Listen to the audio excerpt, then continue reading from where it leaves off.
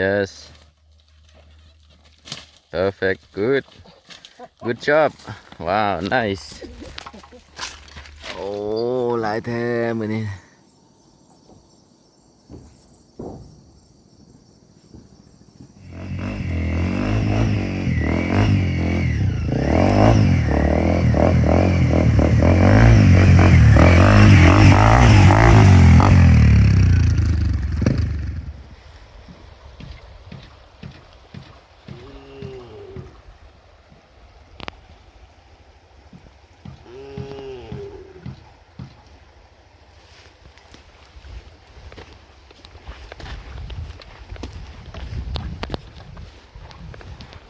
แขกมาหลายบ่มื้อนี้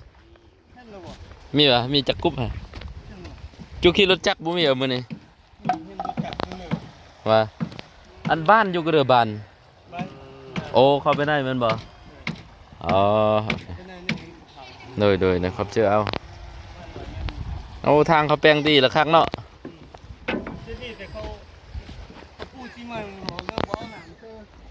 อ๋อเอาเขาปูซิมั่งแล้ววะหั่นเออโ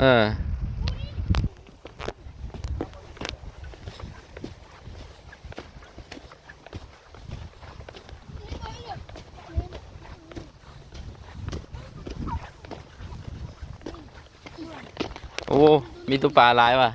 ปลายังหั่นปลาคอวะโอ้ใส่เบิ้งได้ด้วยหั่นจับมาให้เบิ้งนะฮะจับมันคุยจะตามได้วะนี่สิได้มาส่งคนครับมาเที่ยวนี้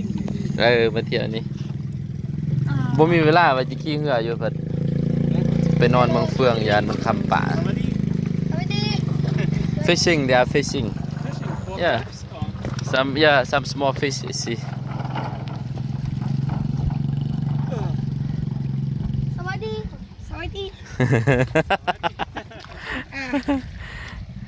ใส่โอ้บ่แม่นอันนี้ปลาดุกนี่ปลาดุกหรือปลาพันธุ์นี่ baby fish นะ yeah โอ้ได้หลายเนาะโอเคเวลามีตัวควายบ่มีบ่มีมาจับโตตัวควายตัวควายมีแค่บางเทิงบางลมตัวเดียวตัวควายฮะเบื้องเองเอ้ยมันจะให้เอาไหมบางลมป่ะอันนั้นเด้ตัวควายมีแค่บางเทิงบางลมอันนั้นเด้ตัวควายมีแค่บางไหนบางท่มหรือบางลมบางลมอ๋อบ่เสื้อตัวแควตัวควายมีแค่บางเทิงเนี่ยอุ้ยอันบ่เสื้อลองไปเบิ่งเด้อเวลา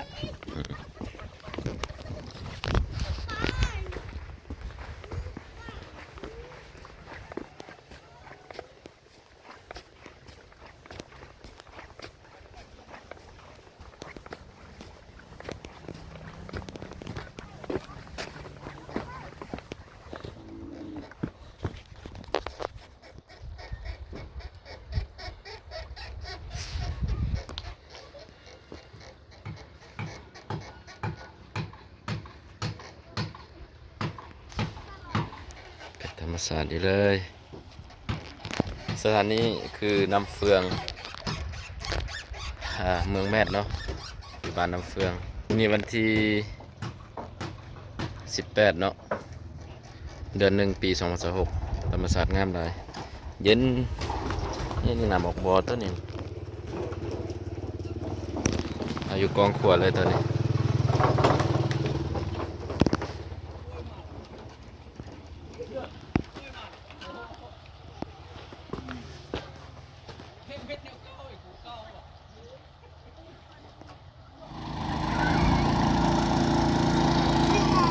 งามเนาะเพื่อนปลาอยู่ไหนเนี่ยวะอยู่เทิงคุณวะ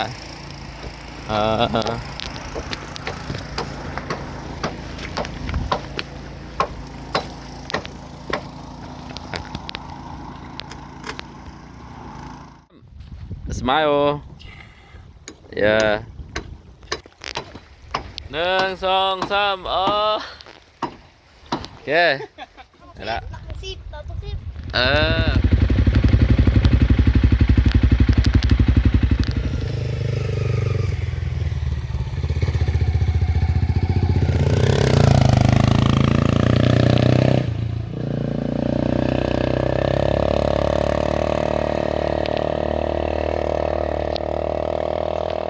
Yeah. Let's go.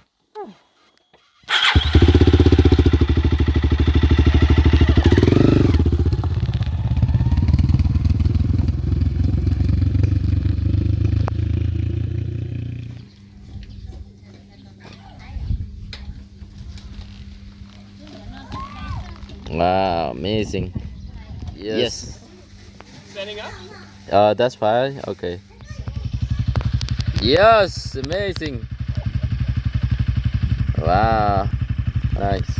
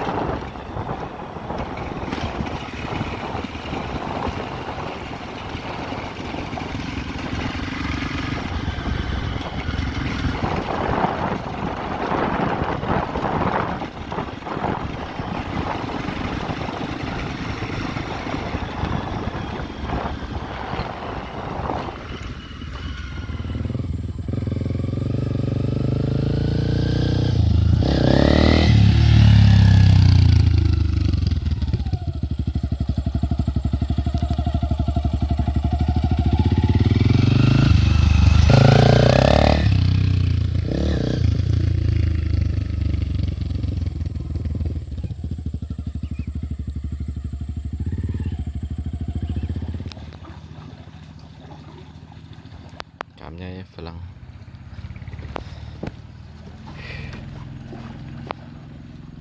ว้าวผาแด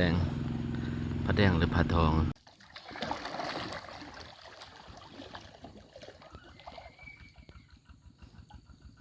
That's great. Wow. Wow, nice.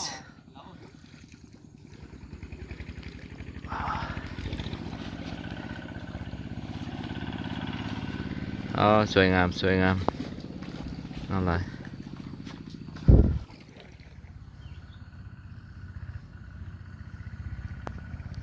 อ๋อสูงเท่าไหร่ว้าว CIF Ghost Rider ว้าว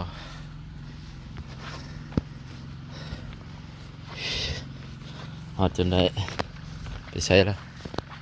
แขกนะ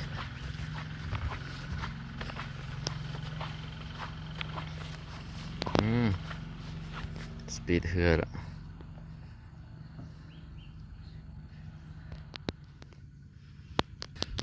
ฮอดจนได้ผาทองเมืองเฟืองอ๋อมันนี่ขี่รถประมาณ200กิโลเติบพูนไปพูนแขก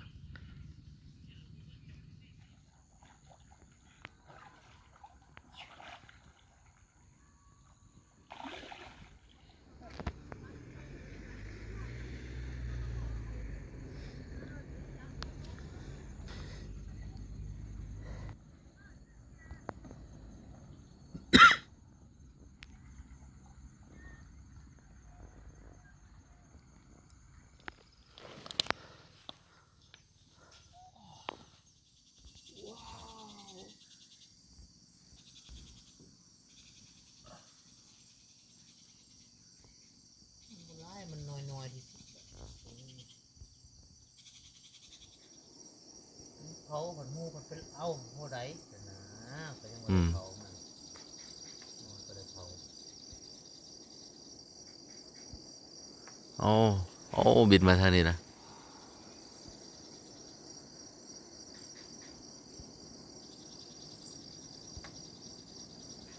ว้าวเป็นสายเลย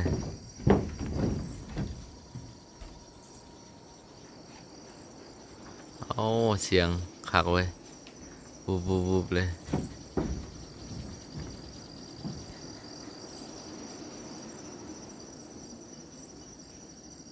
ฮะ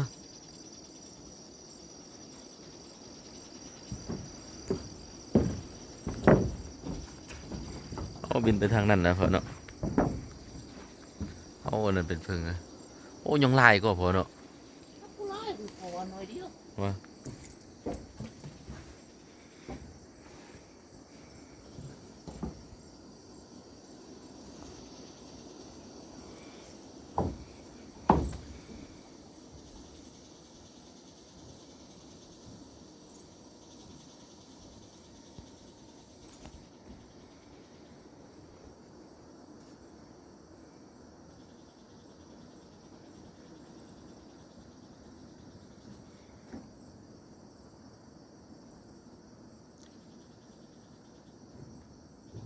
พอเป็นอย่างมันคือบินเป็นทรายไปเลยพอ นะ ตุเจียมันออกมันคือบินเป็นทรายไป มันต้องนั่นนี่ของมันก่อน ว่า เพราะบ่ได้แตกกันก่อน โอ้ มันซ่าจังซี่ล่ะ แสดงว่ามันบินหมดคืนเลยวะ โอ้คือว่ามุดคืนไหน โอ้ คนที่แจงมัน4-5โมงแม่งเขา จะออกมาเนาะ บางเทื่อนี่7-8โมงแจงตัวยังเขาอยู่นะ อ่า มืด โอ้ยบักอะไร มันประมาณบ่ฮอด 10% บ่ของจำนวนมันหลาย มันเป็น10 ล้านตัวพุ่นเนาะคันบ่กายพอเนาะ เขาเจอก็อันนี้ก็บ่หลาย โอ้คันเฮาอยู่ปากมันหั่นอยู่ปากหูมันสิบ่ตื่นเฮาวะ มันคุ้มจริงก็บ่ได้นำเขาอยู่ เนาะ มัน มันเห็นเฮาบ่สัตว์กับคนเนาะ มันตกเจอนะพอเนาะ ก็คือพออยู่ซะก็ Endless. Millions of bats.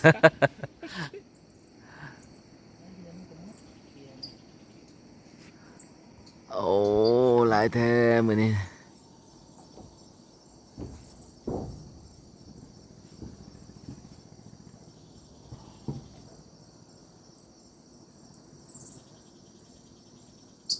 Can โอ้มัน hear ยาม the มันลายเอา bats. เป็นชั่วโมง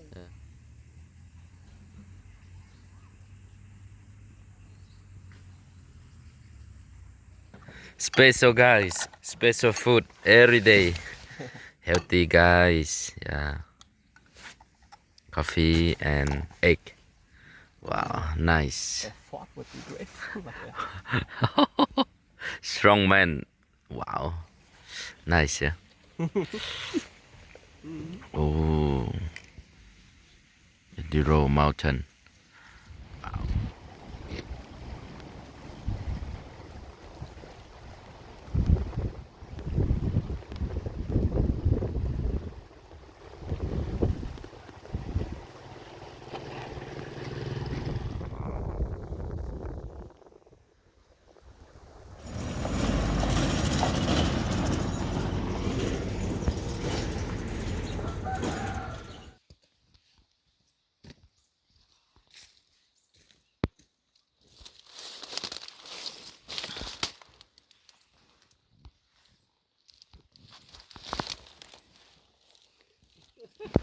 I look like a pirate. Yeah.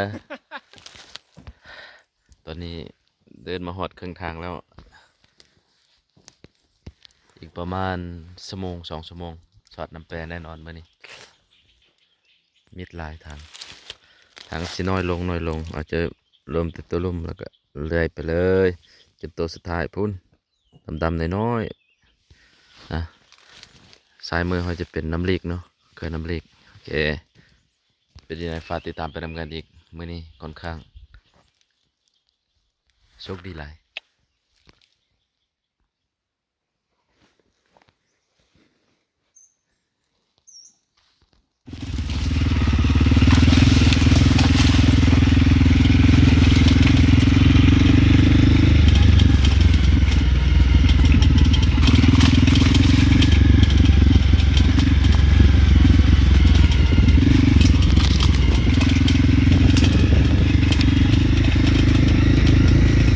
Wow.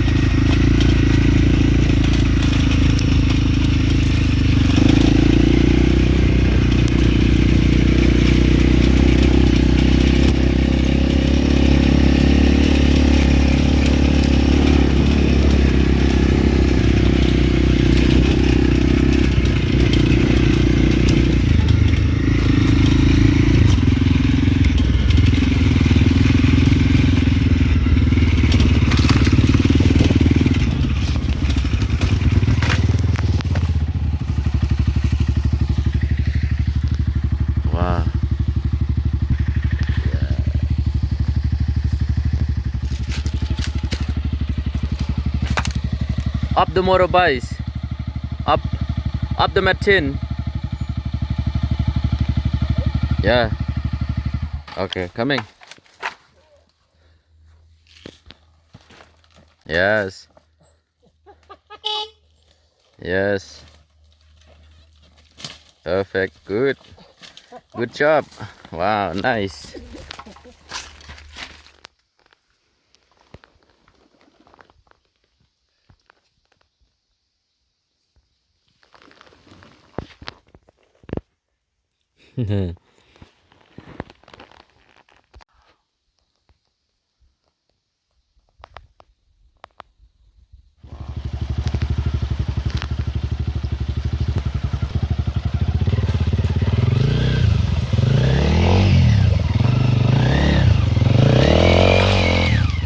Yes, good. Yes, again. Let's go.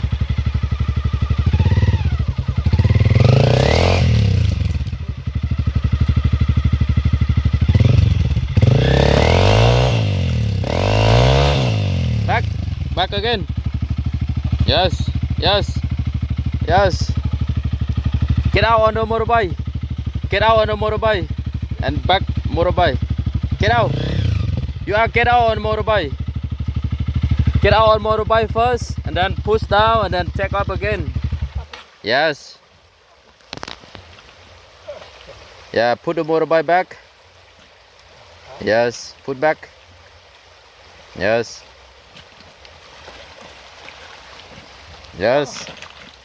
Again. Yes. Again. Yes. Okay. Okay, keep it going. Yeah. It's out. That's right. Okay.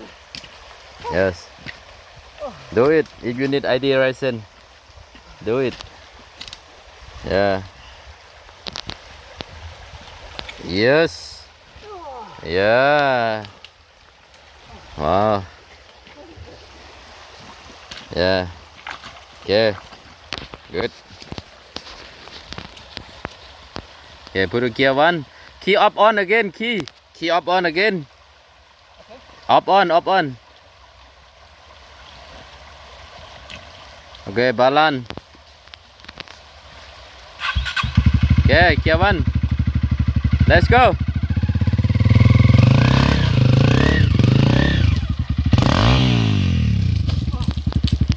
Okay. Again. โอเคอันนี้จะเป็นทริป